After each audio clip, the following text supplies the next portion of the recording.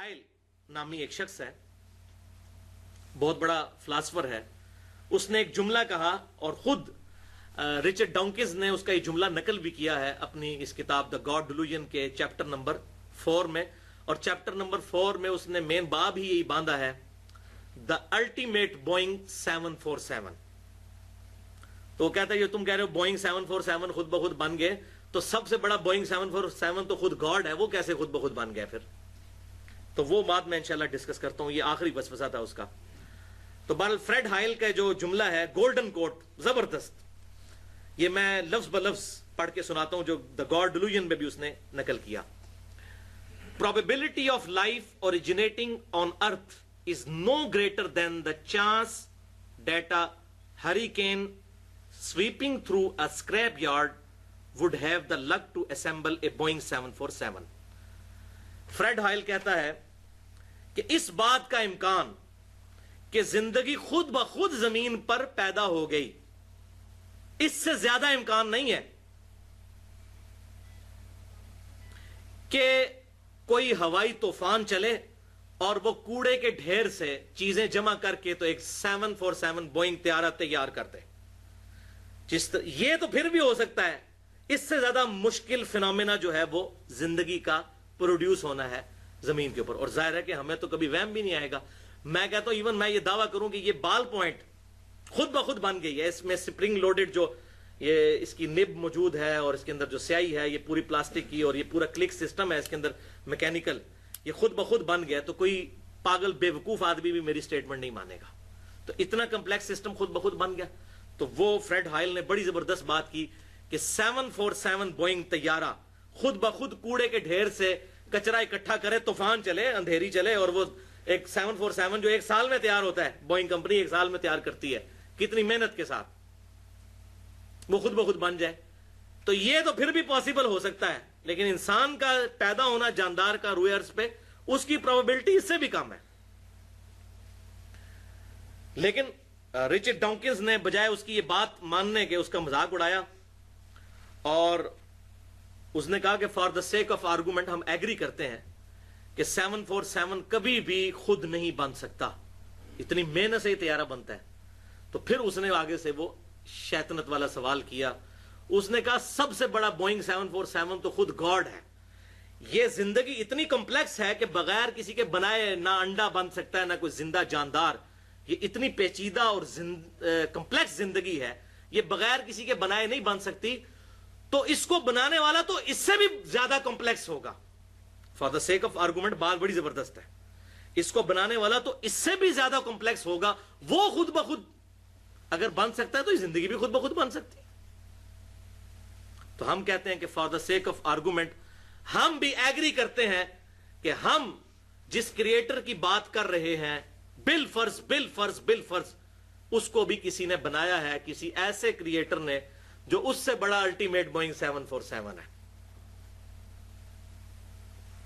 تو پھر جس نے اس کریٹر کو بنایا اس کو بھی پھر کسی نے بنایا ہوگا، اور جس نے اس کو بنایا اس کو بھی کسی نے بنایا ہوگا.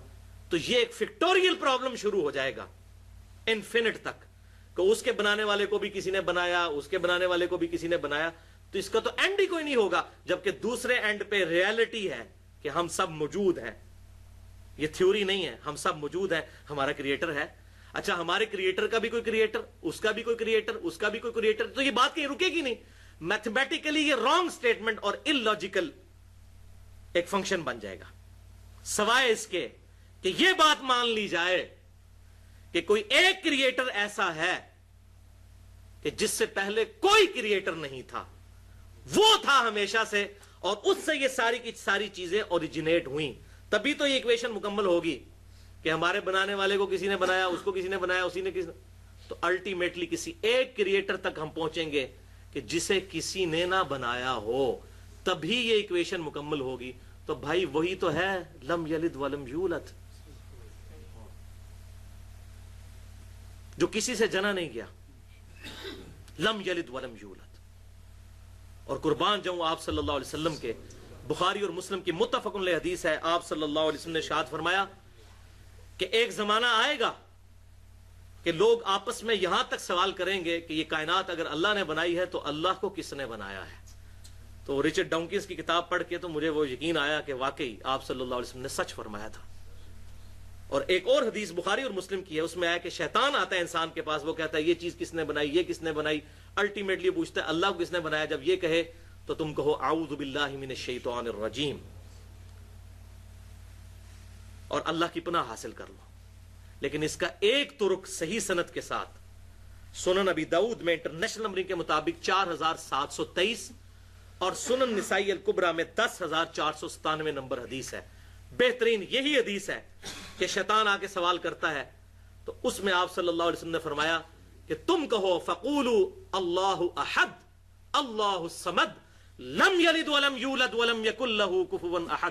تم کہو کہ اس نے بنایا ہے مجھے جو اکیلا ہے، اس کا کوئی ثانی نہیں ہے، بے نیاز ہے، نہ اس نے کسی کو جنا نہ وہ خود کسی سے جنا گیا، اور اس کی برابری کا اس کی ٹکر کا کوئی نہیں ہے. یہ سورۃ الاخلاص جو ٹچ سٹون آف تھیولوجی ہے، توحید کا سمجھ لیں کسوٹی، جو یہ گولڈ سمتھ سنیاروں کے پاس کسوٹی ہوتی ہے نا، ٹچ سٹون آف تھیولوجی سورہ اخلاص ہے. تو تم یہ سورہ اخلاص پڑھ دیا کرو. اور ایک اور حدیث بخاری اور مسلم کی ہے جس میں آپ صلی اللہ علیہ وسلم نے ارشاد فرمایا کہ جب شیطان یہ وسوسہ دلائے تو کہا کرو آمنت باللہ ورسولہ، میں ایمان لایا اللہ پر اور اس کے رسولوں پر. اب یہ کہنا تو بڑا سادہ تھا جملہ ہے، لیکن اس کے پیچھے کیا فلسفی ہے کہ دنیا میں ہزاروں پیغمبر آئے، رپورٹ ہوئے مختلف علاقوں میں، اور ہزاروں پیغمبر ایک ہی بات کرتے رہے کہ آخرت کا دن ہے، ہمیں پیدا کرنے والا ایک اللہ ہے جو اچھائی سے خوش ہوتا ہے، برائی سے ناراض ہوتا ہے، دنیا میں کسی کے ساتھ زیادتی نہ کرو، اس کے احکامات کی پیروی کرو. تمام انبیاء ایک ہی دعوت دیتے آئے. وَلَقَدْ بَعَثْنَا فِي كُلِّ أُمَّةٍ رَسُولًا أَنِ اعْبُدُوا اللَّهَ وَاجْتَنِبُوا الطَّاغُوتَ. ہم نے ہر قوم میں کوئی نہ کوئی پیغمبر بھیجا ایک ہی دعوت کے ساتھ کہ اللہ کی عبادت کرو اور اجتناب کرو طاغوت سے. ہزاروں پیغمبر ایک ہی بات کرتے آئے. بھائیو یہ اتنا بڑا اتفاق کیسے ہو سکتا ہے کہ ہزاروں پیغمبر ایک ہی بات کریں؟ اگر معاذ اللہ استغفر اللہ ان کا نظریہ اپنے آپ کو پروموٹ کرنا ہو تو ہر ایک نیا کنسپٹ لے کے آئے. ہزاروں پیغمبروں کا ایک بات کرنا خود اللہ تعالیٰ کی وحدانیت کی ایک بہت بڑی دلیل ہے. اور پھر ان کا کریکٹر کہ وہ پیغمبر ایسے کہ پوری قوم ان کے کریکٹر کو ماننے والی.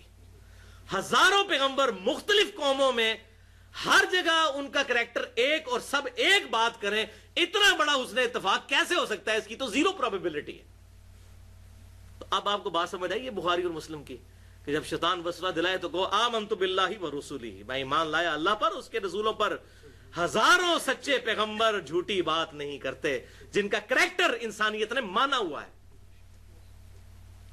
اللہ اکبر. تو یہ لاجیکلی وسوسہ کل ہوا. اب آخری 4-5 منٹ میں ضمناً میں وہ بات بھی ایڈریس کر دوں. یہ بھی وسوسہ دیا جاتا ہے کہ بتاؤ کہ کیا اللہ تعالیٰ اپنے ساتھ کا کوئی الہ پیدا کر سکتا ہے؟ یہ سوال ہوتا ہے. یا اللہ تعالیٰ چاہے کوئی ایک پتھر ایسا بنا سکتا ہے جسے خود نہ اٹھا سکے؟ اس کا جواب کیا دیا جائے؟ تو بھائیو بائی ڈیفینیشن یہ سوالات ہی غلط ہیں. اگر آپ سے کوئی پوچھے کہ بتائیے جب آپ کے ابو جان کی آپ کی امی جان کے ساتھ پہلی شادی ہوئی تھی اس وقت آپ کی عمر کتنی تھی؟ تو آپ کہیں گے یہ تو سوال ہی غلط ہے جناب، اللاجیکل سوال، میری عمر کہاں سے ہونی تھی؟ اور اس کو علم الکلام میں کہا جاتا ہے محال. اس طرح کے جو اللاجیکل کوسچن ہیں اس کو کہا جاتا ہے محال. یہ بائی ڈیفینیشن ہی غلط ہے. کیوں؟ اگر کوئی شخص یہ کہے کہ اللہ تعالیٰ کیا اس بات پر قادر ہے کہ اپنے ساتھ کا کوئی اور الہ پیدا کر لے، تو ہم کہیں گے کہ بھائی یہ سوال ہی اللاجیکل ہے، اس لیے کہ جو پیدا ہوگا وہ الہ تو ہو ہی نہیں سکتا، وہ تو مخلوق ہوگا. خالق کی تو ڈیفینیشن ہی یہی ہے لم یلد ولم یولد، وہ اوریجن ہو. تو اللہ تعالیٰ کیا اور کوئی الہ پیدا کر سکتا ہے؟ تو ہم کہیں گے یہ سوال ہی غلط ہے، یہ محال ہے. اب اس کو کہنا کہ اللہ کی قدرت میں داخل نہیں ہے، بھائی یہ سوال ہی غلط ہے. اچھا اسی طریقے سے کیا اللہ تعالیٰ کوئی ایسا پتھر بنا سکتا ہے جس کو خود نہ اٹھا سکے؟ تو ہم کہیں گے یہ بائی ڈیفینیشن ہی سوال غلط ہے. خود نہیں اٹھا سکتا تو وہ الہ نہیں ہے. ٹھیک ہے. اچھا وہ کہتے ہیں نہیں اگر وہ بنا نہیں سکتا تو پھر الہ، تو یہ سوال ہی غلط ہو جائے گا. کوئی بھی چیز الہ کی کیپیبلٹی سے باہر نہیں ہو سکتی، اس کے قابو سے باہر نہیں. ان اللہ علی کل شیء قدیر. تو یہ سوال اس کے جواب میں ہم کہیں گے محال ہے. اسی طریقے سے اگر کوئی شخص یہ کہے کہ اللہ تعالیٰ چاہے تو نبی صلی اللہ علیہ وسلم کے بعد بھی کسی کو پیغمبر بنا کے بھیج سکتا ہے، تو ہم کیا کہیں گے؟ محال ہے. کیوں؟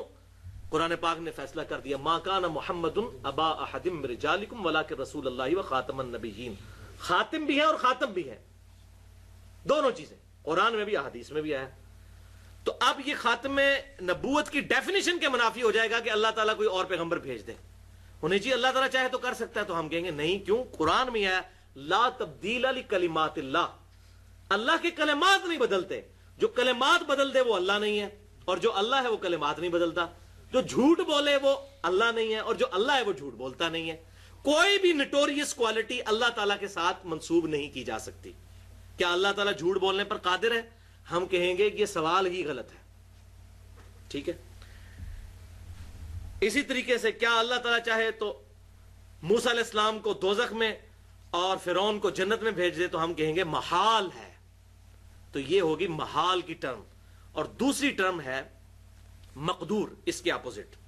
مقدور ہے جو اللہ تبارک و تعالیٰ کی قدرت میں چیزیں داخل ہیں چاہے اس نے نہ کی ہوں. مثلا اگر کوئی شخص کہے کیا اللہ تعالیٰ ایسی سیڑھی بنا سکتا ہے جس سے ہم آسمان پہ چڑھ جائیں؟ تو ہم کہیں گے ہاں بنا سکتا ہے، اگرچہ اس نے بنائی نہیں ہے، لیکن اللہ تعالیٰ اس بات پر قادر ہے. اللہ تعالیٰ چاہے تو آگ کو ٹھنڈا کر سکتا ہے، بالکل کر سکتا ہے. عموماً نہیں ہوتی، لیکن جب چاہے کر سکتا ہے. ابراہیم علیہ السلام کے لیے کی. تو فزیکل فینومینا آف نیچر جتنے ہیں وہ اللہ تعالیٰ کی مخلوقات ہیں. جب چاہے اللہ تعالیٰ ان کو توڑ سکتا ہے جس وقت چاہے. ہمیں نیند سے بے نیاز کر سکتا ہے، بالکل کر سکتا ہے. جنت میں کرے گا، وہاں نیند نہیں ہے، جنت میں رات نہیں ہے. پیشاب سے بھی بے نیاز کر دے گا. صحیح مسلم میں حدیث ہے خوشبودار ڈکار آئے گی، سارا کھانا ہضم، پیشاب کی ضرورت ہی کوئی نہیں. تو یہ سارے فزیکل فینومینا آف نیچر، اللہ تعالیٰ ان فینومیناز کا پابند نہیں ہے. اللہ تعالیٰ جب چاہے ان کو توڑ سکتا ہے. یہ تمام چیزیں مقدور ہیں. تو محال اور مقدور کا فرق سمجھ آ گیا. میرے خیال ہے اتنا ہی کافی ہے. باقی جتنی چیزیں ہیں وہ ساری باتیں ایڈریس کی جائیں تو گھنٹوں چاہیے. اللہ تعالیٰ سے دعا ہے جو حق بات میں نے کہی اللہ تعالیٰ ہمارے دلوں میں راسخ فرمائے.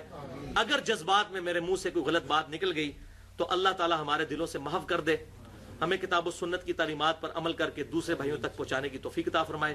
سبحانک اللہم و بحمدک اشہد ان لا الہ الا انت استغفرک و اتوب الیک وما علینا الا البلاغ المبین.